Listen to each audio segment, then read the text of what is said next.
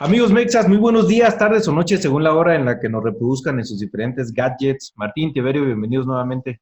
Jair, buenas Hey, tardes. Jair, ¿cómo estás? Pues bastantes temas, ¿no? Esta semana estuvo un poco movidita. Pues vamos a enunciarlos. El primero de ellos vamos a tocar el tema financiero que esta semana estuvo bastante interesante, por ahí con algún posible trato entre el Banco Interamericano de Desarrollo y el empresariado mexicano. Vamos a hablar de una iniciativa que faculta o facultaría más bien al Ejecutivo para, pues por ahí tener una distribución discrecional de los recursos públicos. La situación actual, cómo estamos con este tema de la pandemia del COVID-19, 17,799 casos hasta el último reporte, el día de hoy a las 7 de la noche, con 1,732 defunciones. Y el último de los temas, en caso de que nos dé tiempo, pues por ahí AMLO versus los periodistas. Martín, Tiberio, empezamos con el tema financiero. ¿Quién se lo avienta? Buenas tardes, buenas noches, Martín. Bueno, Jair, si me permites, antes que nada explicar qué es lo que sucedió estos días, en días pasados, con respecto al Banco Interamericano de Desarrollo y la reacción que tuvo el presidente al respecto de esto.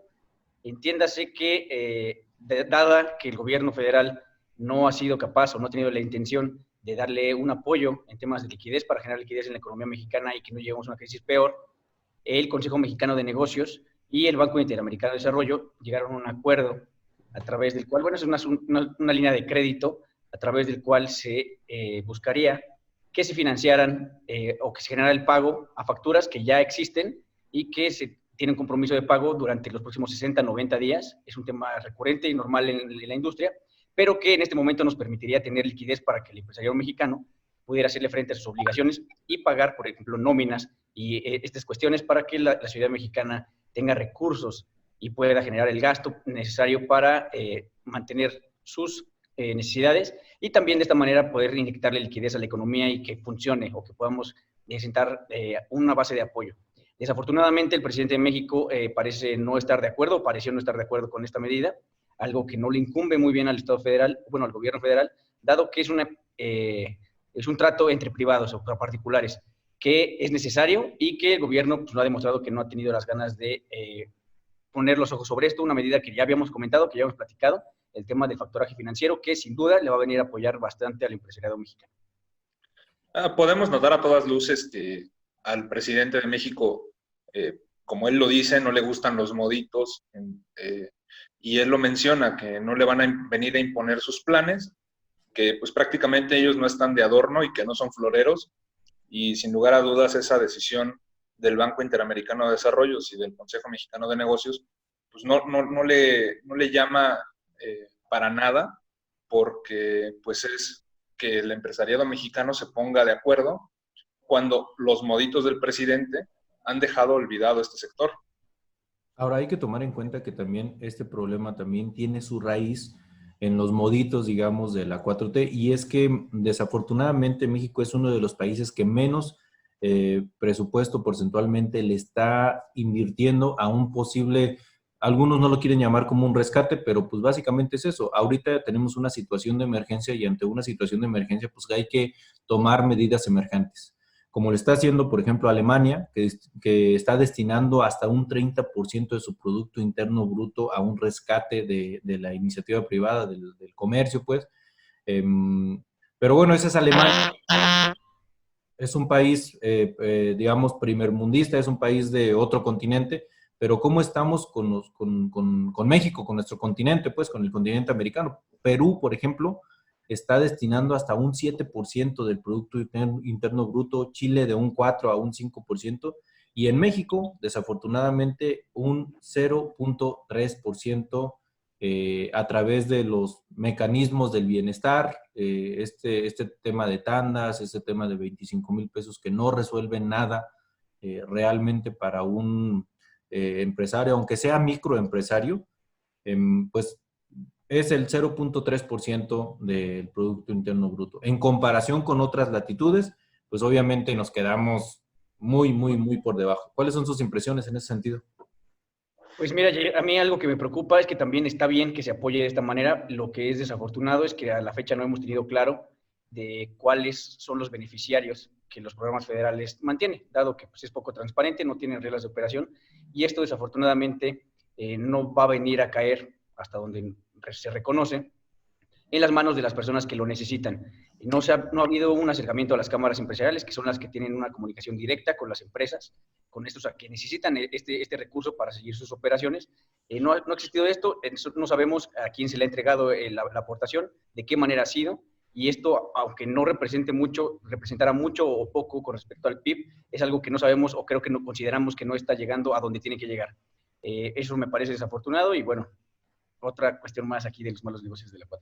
No, y como dicen, no entienden que no entienden. Y desgraciadamente hemos visto que a lo largo, desde el inicio de esta pandemia, pues no hay una ruta clara sobre los incentivos que se tienen que otorgar a los diferentes sectores afectados en el tema económico, en el tema de salud, en el tema educativo. No hay una ruta clara por parte del gobierno de México.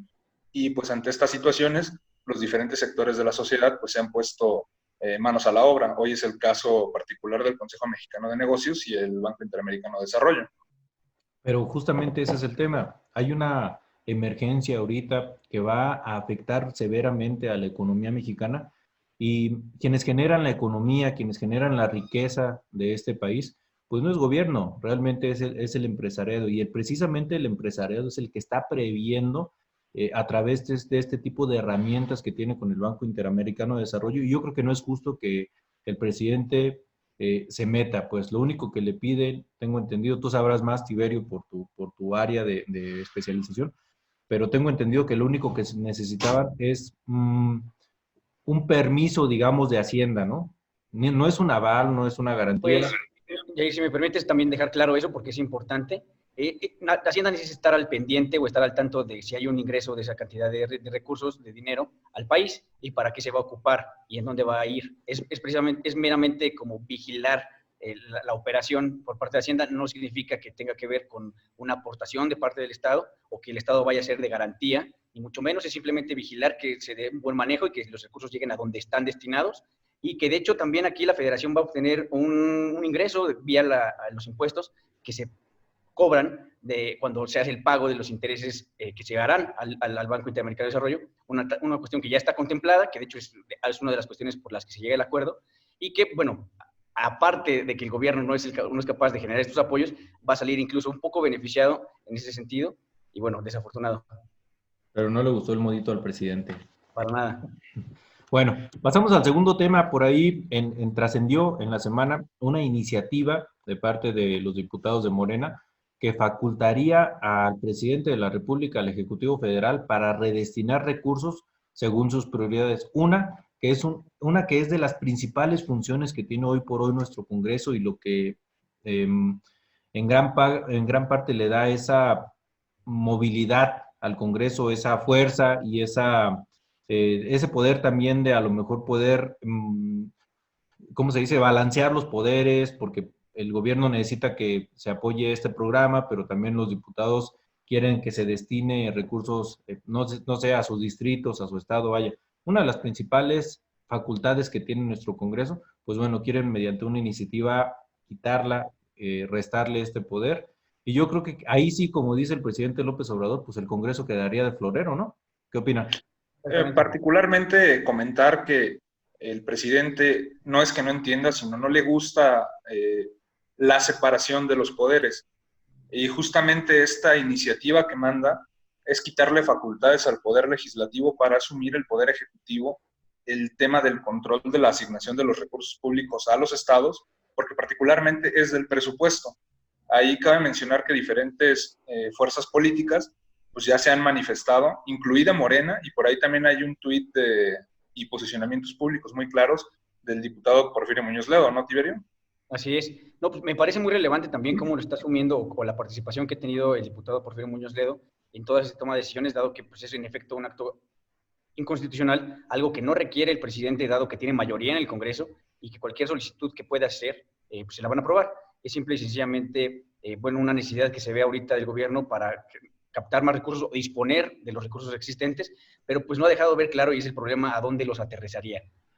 Deja ver o parecer que lo único que le interesa ahorita al gobierno de la Cuarta Transformación es seguir adelante con los proyectos insignia que tiene como nación, y más bien como gobierno, porque no creo que es un proyecto de nación, y que, bueno, está viendo de qué manera le alcanza para sortear la crisis, primera es de salud, y que ha venido teniendo o tendrá consecuencias económicas, y bueno, ya no hayan, ¿no? Como se podría decir, de qué manera o de dónde agarrarse, de qué chango agarrarse para poder salir adelante con estas cuestiones que son importantes para ellos. Y como todo en política tiene varias lecturas. Obviamente la 4T comenta que es un tema de movilidad, que no tiene que ver con lo político y muchas otras situaciones, pero los analistas, yo creo que los analistas políticos, pero también financieros más serios de este país, han comentado que realmente lo que sucede es que peligran los proyectos llamados faraónicos de nuestro presidente, como Dos Bocas, como el aeropuerto de Santa Lucía, como el mismo Tren Maya, que yo creo que no son prioridades hoy en día. Pero este tema presupuestal, que también va a tener afectaciones para gobierno, porque al estar afectado el sector empresarial, pues desde luego que muchos van a dejar de pagar sus impuestos, ¿no? Naturalmente. Algunos legítimamente por un tema de afectación económica y otros porque simple y sencillamente pues, no jalan, ¿no? Con este gobierno. Ya empezará a haber fugas de capitales y todas estas situaciones que pasan durante las crisis. Entonces ve de alguna u otra manera en riesgo sus proyectos y sus programas del bienestar y de esta manera quiere decir, bueno, entonces vamos a quitar dinero acá para mandar y para garantizar la operatividad de estos proyectos, hay que decirlo, clientelares, que lo único que buscan es mantener a una base electoral vigente para esta fuerza política. Y hacer un comentario, Jair, que me parece también que el presidente busca blindar la posible pérdida de la mayoría en el Congreso de cara al 2021. Con todas las afectaciones que esta pandemia y las decisiones o malas decisiones que ha podido tomar el gobierno de México, pues van a tener un cálculo político. Y justamente el presidente no quiere perder el control de la asignación de los recursos para sus programas estelares, como bien lo comentan, y me parece que ha dejado ver muy claro que quiere blindar su supremacía con el tema presupuestal. Sí, hoy por hoy la intención de voto de Morena es del 18%. Tiberio, ¿ibas a comentar algo? Sí, nada más que para acotar ahí ese comentario, hacerle un poquito más es preocupante porque, como les comentamos, no sabemos bien cómo va a reaccionar Morena si bien el presidente necesita tener o mantener el Congreso Federal. No sabemos cuál va a ser la reacción de Morena en el próximo proceso electoral en el 2021. Eso dejará de ver bastantes cuestiones con respecto a las intenciones que tienen de concentrar poder estos camaradas o estos compañeros de Morena, que creo que va a ser algo interesante el próximo año. Sí, esa lectura es muy interesante, Martín, el tema de que está en riesgo la mayoría que tiene hoy en día el partido afín al presidente López Obrador y el presidente va a seguir siendo presidente los próximos 3 años, afortunada o desafortunadamente. Ojalá que para bien, ¿no? Ojalá que para bien y pueda rectificar, pero sí, desafortunadamente. Pero lo que es inevitable lo que es inevitable es que va a seguir siendo presidente los próximos 3 años y le va a tocar otro Congreso. Y yo creo, agregando un poquito al comentario que tú hiciste, Martín, yo creo que no le gustaría trabajar con un Congreso que le prohibiera, no que le prohibiera, que se negara presupuestalmente a este tipo de proyectos y programas, pues vaya, clientelares, ¿no? El otro tema que traemos es el tema del periodismo, y es que fue un tema muy importante, obviamente por la naturaleza de este fue un tema que también se movió mucho en el ambiente periodístico, y es que, dicen las notas, AMLO revela nombres de periodistas que más le incomodan. Trascendió que López Obrador ha manifestado y provocado animadversión en contra de los comunicadores como Pablo Giriart, Ciro Gómez Leiva y Héctor de Mauleón. ¿Qué fue lo que sucedió? Pues en su mañanera, por ahí el presidente López Obrador comentó que había periodistas que le caían bien y periodistas que le caían mal, cosa que pues había venido diciendo reiteradamente, pero esta vez fue más allá, esta vez dijo nombres. Y lo que sucede o la impresión que a mí me queda es que el citar nombres es, y lo dijo en un son de, eran buenos en un principio, tenían buenos ideales,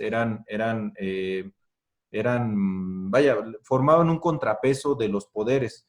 Y hoy en día son malos, hoy en día se perdieron en el camino, de hecho comentó, y hoy en día no son lo que eran. Y la lectura que yo le doy a esto es que estos periodistas que él mencionó y algunos otros más que también lo critican, lo que sucede es que siguen criticando al presidente de la República en sus decisiones que no creen ellos viables, como lo hacían. El único problema es que hoy en día el presidente es él, ¿no? Es bien cómodo estar del lado de la oposición, nada más señalando aquí, allá y acá, pero cuando te sientas en la silla, pues tienes que lidiar, si lo quieren ver de esa manera, pero tienen que escuchar este tipo de voces críticas, ¿no? A veces legítimamente, hay veces que pues, también reconociendo, le echan de su cosecha muchos. Y López Obrador, cuando estuvo en campaña, se encargó de también generarse una cierta rispidez con algunos comentócratas, ¿no? El caso de Broso, el caso de a lo mejor Loret y algunos otros periodistas. Y ahora, ya para finalizar mi intervención en ese sentido, no se quedó nada más en mencionar a los periodistas que le caen gordos. También dijo cuáles son sus consentidos, ¿no? El director del Sendero del Peje Noticias, naturalmente, si tiene un portal que se llama El Sendero del Peje, o sea, poquito le faltó para decir que el Molécula y las Sí, nada Mara más. y el Chapo. ¿Cuáles son sus impresiones en este caso? Pues aquí, si me lo permites, Jair, creo que es algo que todo el gobierno tiene que entender si quiere gobernar, que se puede pecar o cometer errores por acción y por omisión, y esos van a ser señalados, en efecto. Aquí ahora se le critica a López Obrador como si él fomentó o como le gustaba que criticaran algunas otras administraciones. La diferencia aquí es que posiblemente él criticaba mucho por omisión y aquí hay de todas las de la ley para criticarle a él o poder hacer comentarios con respecto a sus acciones, no sus omisiones. Porque en lo numérico, en lo acreditable, en la realidad que estamos viendo los mexicanos, pues es muy distinto y ha quedado claro que las decisiones no han sido las mejores, son perfectibles y creo que hace falta que rectifiquemos o que el gobierno rectifique en ese sentido, pero es de primera instancia reprobable y constitucional, ilegal y de la forma en la que quieras hacer alguna crítica, o sea, no permitir el libre derecho a comunicar y a ser comunicado, ¿no? Y eso creo que es de preocuparse al ver que en conjunto esta actitud del presidente en conjunto con el resto de sus actitudes es algo que creo que preocupa no solamente a la prensa por el sentido de sentirse asediada por parte del Ejecutivo Federal, sino a todos por la consideración de tener, oye, pues si a veces no decimos algo que no le parece al presidente o a quienes lo siguen, pues vamos a ser sujetos de ataque y creo que es algo que ninguna democracia tiene que prevalecer. A mí me parece que no es algo sorprendente. Hemos visto que ha hecho comentarios con respecto a famosos, a tuiteros, que han posicionado ideas, no solamente en contra de la Cuarta Transformación y del Gobierno de México, sino que también han señalado cosas que se podrían mejorar. Hoy, en este caso particular, habla de 3 periodistas que abiertamente se han expresado en torno a las malas decisiones que ha cometido el presidente de México. Y esto no es otra cosa más que ver lo reaccionario que es el presidente y que no le gusta que se ejerza un libre periodismo. Lo podemos ver en las conferencias mañaneras. Prácticamente hay preguntas dirigidas. Pocos son los periodistas ya que pues se atreven a encararlo. Hace unos meses vimos a este periodista Ramos y cómo desacreditaba su labor periodística. Y pues lo que podemos observar es que de aquí a que termine su sexenio, pues van a ser más evidentes las malas decisiones y las críticas a su gobierno, y lo que no podemos permitir es una medida autoritaria en la que se quiera limitar o desacreditar a quienes no comulgan con la ideología particular del presidente y de la Cuarta Transformación. Ahora, ojo, todo esto sucede en el segundo país más peligroso para ejercer el periodismo de América, y esos son datos de la UNESCO. Es decir, si de por sí ya está cabrón ser periodista en este país por el narco, por los gobiernos hasta locales que a veces actúan de manera arbitraria en contra del periodismo por este tipo de señalamientos, así de por sí México ya es peligroso para ejercer el periodismo, súmale todavía este tipo de señalamientos de manera pública. Ahora, sabemos que existe y que no se queda nada más en la mañanera del presidente. Por ahí hay un personaje, Jesús Ramírez, que es el que se encarga de manipular a un ejército de bots y de gente reaccionaria que casualmente o curiosamente, yo diría, también esas mismas personas tienen el control de las cuentas oficiales. Ya lo veíamos el día que se equivocó por ahí con la cuenta de la fiscalía y en lugar de contestarle desde una cuenta de su bot, le contesta a un Osaria desde la cuenta oficial de la fiscalía. Entonces, ¿qué es lo que nos dice? Existe una clara estrategia de golpeteo. López Obrador en la mañanera marca la pauta, dice hacia dónde van a dirigir ese golpeteo y en el transcurso del día, pues este ejército de bots y este ejército de gente afín al presidente, pues se encarga de seguir denostando, lo cual resulta peligroso para los mismos periodistas. Hay periodistas que ya no viven en México, que siguen siendo, a lo mejor hasta le subieron 2 rayitas a su señalamiento porque debe de haber un coraje natural en el tener que irse de su país para seguir ejerciendo su profesión. Y esto es a lo que orilla al periodismo. Ahora, ¿qué quiere el presidente? ¿Quiere puros alabadores? ¿Pura gente que le diga todo está bien? ¿Pura gente que le aplauda? Pues así vamos a quedar, ¿eh? Así van a estar los resultados. Yo creo que es necesario el periodismo y es necesario hacer este tipo de ejercicio como el que estamos haciendo, que el día que nosotros creamos o el día que el periodismo crea que lo está haciendo bien, ese día lo van a hacer los periodistas éticos, los periodistas que tengan esa calidad moral para hacerlo. Es un tema también de política, es un tema también de no politizar algunos temas sensibles, ¿no? Pero vaya, a ver, Andrés Manuel se cansó con él y con los periodistas que eran afines en su momento, se cansó de politizar este tipo de temas también sensibles. Lo hizo con Ayotzinapa y lo hizo con muchos otros temas, ¿no? Y Jair, me parece también relevante el tema que mencionaste con respecto al responsable de la Secretaría de Comunicación Social, que es Jesús Ramírez Cuevas. Ahí me parece que más que secretario de Comunicación Social, fuera como una especie de líder de comunicación y propaganda, porque básicamente lo que integran sus reportes pues son los ataques, las críticas y las denuncias que se hacen en contra del gobierno de Andrés Manuel y la dirección que tienen que llevar a través de, como bien comentabas, los ejercicios mañaneros, marcar la agenda periodística que se tiene que seguir durante el día y durante las próximas semanas. Obviamente que al no tener el control, pues le genera molestia al presidente.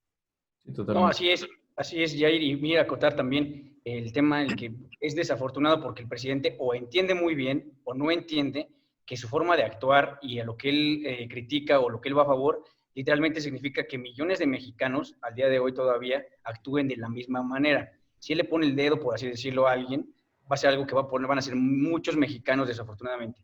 Y desde aquí es invitar a todos estos mexicanos, a estos compañeros mexicanos, a que veamos cuál es el lado de la razón, literalmente cuál es la decisión que más nos beneficia a todos, y dejar de lado como, oye, pues si el presidente o su gobierno a través de su comunicación social o su propaganda nos dice que ataquemos a este sector o a esta empresa, a este personaje, verificar si realmente o sea, si ha hecho algo que merezca, que creo que nadie lo merece, atacarle de esa manera en público, pero creo que sí distorsiona mucho la opinión del presidente este sentir dentro de la sociedad.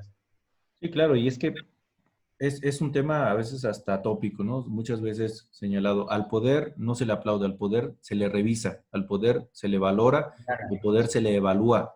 Y el día que desde el poder se haga algo, como yo lo comentaba, algo valioso, algo importante, pues el mismo periodismo lo va a reconocer. El día que se crea que es un error legítimo, el mismo periodismo va a decir, bueno, es que es un error, como algunos periodistas lo hicieron con este tema del Banco Interamericano y el no me gustan sus moditos, diciendo, bueno, es que también el presidente se pudo haber equivocado, se pudo haber confundido. Vaya, estaría raro que el presidente de una nación como es México confundiera el Banco Interamericano de Desarrollo con el Banco de México, pero pues pudo haber sucedido, ¿no? Entonces... Eso ya no lo sabemos, o sí, son o se hacen, ¿no? Tampoco lo han aclarado, y Andrés Manuel tampoco es un presidente de aclarar ese tipo de situaciones, ¿eh? Bueno, por último, ¿cómo andamos en el tema del COVID? Desafortunadamente, como lo comentábamos, tenemos 17,799 casos con 1,732 defunciones en este tema de la pandemia, muy por encima bueno, sí, por encima de la media nacional, muy por encima de algunas otras naciones que lo han hecho bien. Ha seguido habiendo críticas con el tema de los insumos médicos, ha seguido habiendo paros. Ya estamos entrando en una etapa en donde muchos gobiernos estatales decretaron el aislamiento obligatorio. se han empezado ya a saturar algunos sistemas médicos, sobre todo de la Ciudad de México y de la zona conurbada. ¿Ustedes ven algún cambio en la estrategia? ¿Ustedes creen que se han prendido por ahí o se han alertado las autoridades en ese sentido y han ejercido acciones más responsables en este sentido?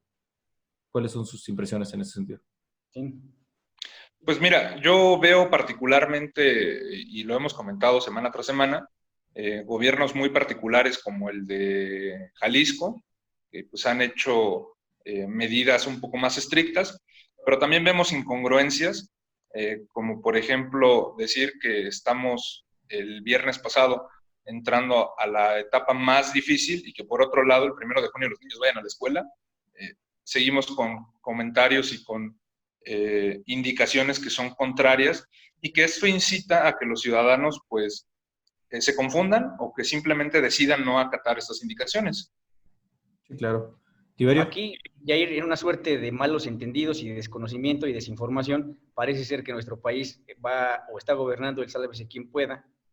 Y viendo esta consideración, estaba escuchando en la mañana que un alcalde, un edil, allí en el estado de Nuevo León, se le ocurrió hacer el comentario que él ya iba a entrar en fase 4, algo que, bueno, ni siquiera puede decretarlo él como presidente municipal, pero esto haciendo caso a la necesidad que tienen en este sentido el Ejecutivo en los municipios y en los estados de contener y de hacerle frente a algo que pues a todas luces el gobierno federal no está mostrando ni la capacidad ni el interés para poder hacerlo.